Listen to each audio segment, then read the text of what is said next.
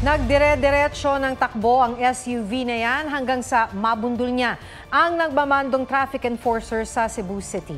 Natumba sa kalsadang enforcer at nahirapang makatayo. Bago nito, sinenyasan pa ng enforcer ang SUV na dumaan sa tamang daan bago siya nabundol.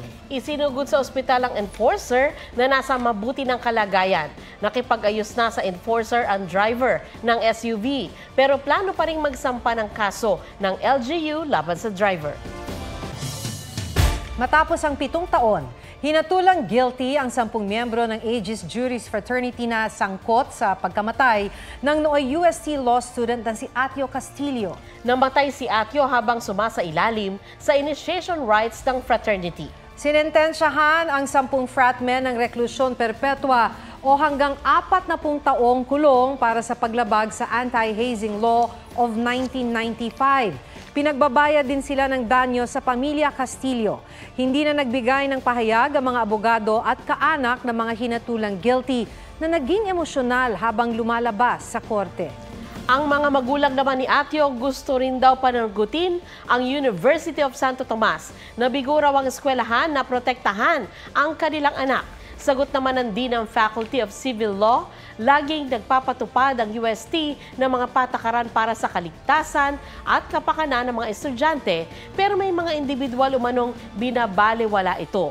Tinitiyak din daw nila ang safe environment at pinagbubuti ang mga hakbang para di na maulit ang trahedya. Nananawagan ng hustisya ang nanay ng grade 11 student na nasawi sa Hain Nueva Ecija matapos umanong sumailalim sa hazing. Dumating na ang nanay ni Ren Joseph Bayan mula Qatar kung saan siya nagtatrabaho bilang OFW. Napilitan daw siyang umuwi agad dahil sa sinapit ng anak. Ayon sa Nueva Ecija Provincial Police Office, tukoy na nila ang 6 na nasa likod ng pagkamatay ni Ren. Pawang mga miyembro raw sila ng Tau Gamma Phi Fraternity. Hindi pa rin daw nakikipag-ugnayan sa pulisya ang fraternity. Batay sa investigasyon, hemorrhagic shock ang ikinamatay ni Ren dahil sa mga tama sa katawan.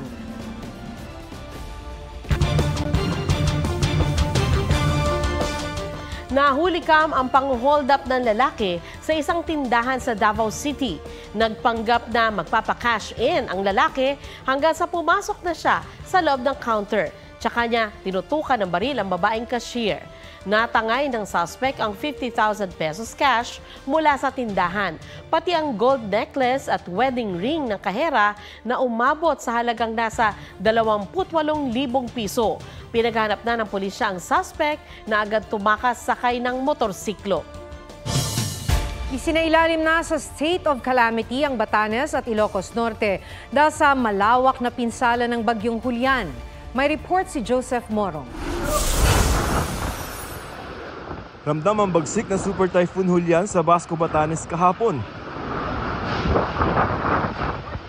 Halos mag-zero visibility. Nakaligtas sa mga bahay na bato sa signal number 4 pero hindi ang mga modernong bahay na gawa na sa kahoy. May ilang nasugatan, may nasawi pang mga hayop. Nabawal din ang ilang matandang puno. Sa inisyal na datos, lampas 2,000 bahay ang nasira. Limitado rin ngayon ang supply ng kuryente, tubig at linya ng komunikasyon. Pinangangambahan naman na magkaroon ng diarrhea outbreak dahil sa problema sa inuming tubig. Ayon naman sa DSWD, sa oras na bumuti ang panahon, maghahatid sila ng mga nakapreposition na food pack sa Ibana, Uyugan, Itbayat at Sabdang. Pupunta rin ang GMA Kapuso Foundation para maghatid ng karagdagang tulong sa Batanes na isinailalim na sa state of calamity. Nagdeklara na rin ng state of calamity sa Ilocos Norte. Sa tala ng CDRRMO, mahigit 600 pamilyang inilikas sa Lawag City. Kabilang dyan ang ilang taga-barangay Gabo Norte kung saan may bumagsak na dike. Pinakamaraming population, mostly is Barangay 1. Then even ang infrastructure, ang pinakagrabe talaga is dito sa Gabo. We heard that may mga casualties tayo pero wala pang official report.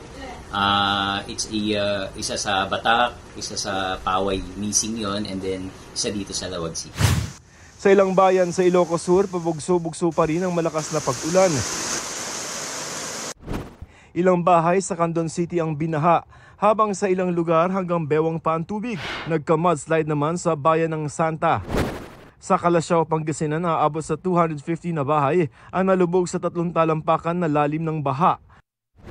Sa Lagayan, Abra, 7 individual ang nasagip matapos matrap sa umapaw na Tineg River. Maayos na ang kanilang lagay. Kinailangan namang buhati ng isang naka-wheelchair na pasyente sa Bolinay, Abra dahil sa maputik na daan dulot ng landslide. May pagguhuri ng lupa sa Baguio Bontoc Road at Alab section sa Mountain Province. 2 bahay ang nasira sa landslide, maliban pa sa mga nadagan ng sasakyan. Joseph Morong nagbabalita para sa GMA Integrated News. Nagsimula na ngayong araw ang paghahain ng Certificate of Candidacy para sa mahigit 18,000 posisyon na pupunan sa eleksyon 2025. Sa tala ng GMA Integrated News Research, base sa datos ng COMELEC, iluluklok sa pwesto ang 12 senador. 317 district at party list representatives sa Kamara. Mahigit 900 posisyon sa mga probinsya kasama ang mga governor, vice governor at mga bokal o mga miyembro ng sangguniang panlalawigan. Halos 17,000 opisyal sa mga lungsod at bayan mula sa mayor at vice mayor hanggang konsehal. Sa unang pagkakataon naman, 65 posisyon ang iboboto para sa Bangsamoro Autonomous Region in Muslim Mindanao o BARM Parliament. Ang mga naghain ng kanilang COC sa Day 1 ng filing sa report na ito. Bit-bit ang kanilang Certificate of Candidacy at iba pang requirements. Nagsidatingan sa Manila Hotel Tent City simula alas 8 ng umaga ang mga nais tumakbong senador at nominees ng party list organizations. Sa mga gustong tumakbong senador, kauna-unahang nag-file si Agri Party List Representative Wilbert Lee. Naghain din ng kanilang COC si David Chan, isang sustainability advocate. Ganon din ang nagpakilalang electrician at karpinterong si Alexander Encarnacion.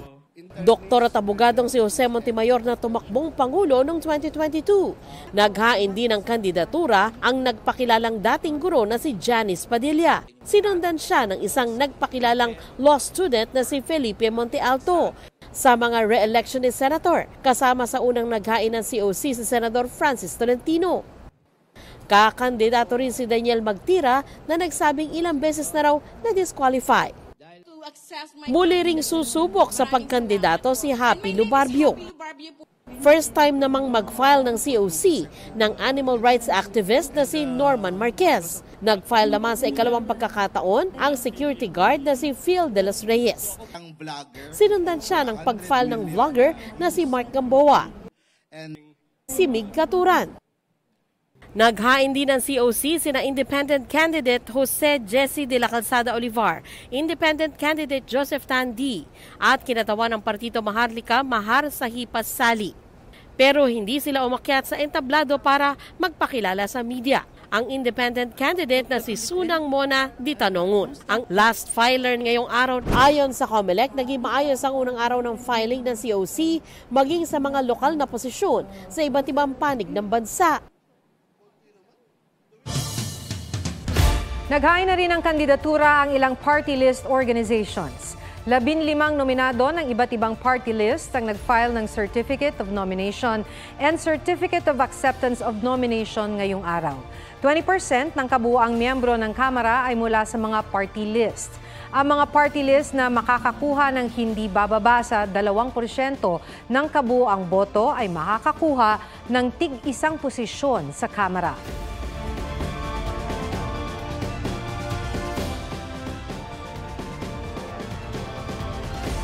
Samantala, 42 party list naman ang delisted o hindi napapayagang makalahok sa eleksyon 2025.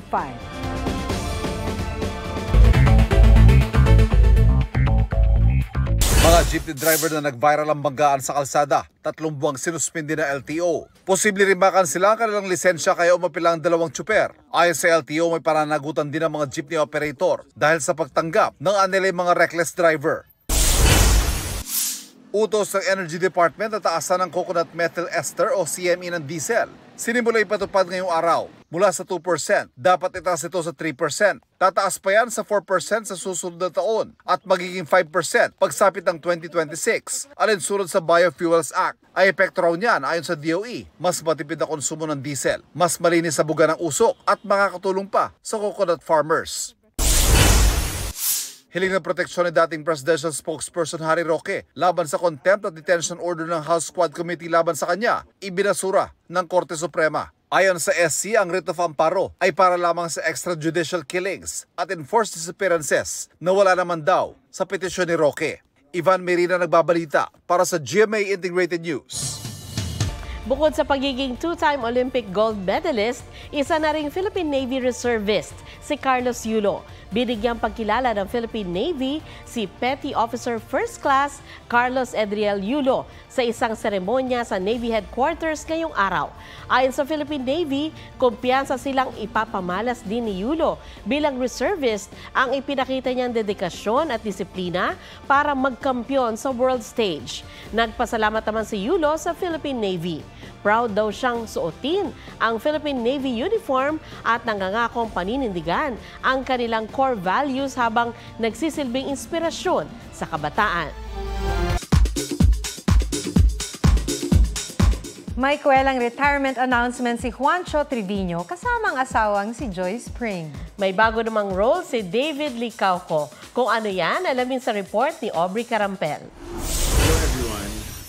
Today I am announcing my retirement sa Mobile Legends. Juancho Trevino na maalam na sa paglalaro ng mobile games.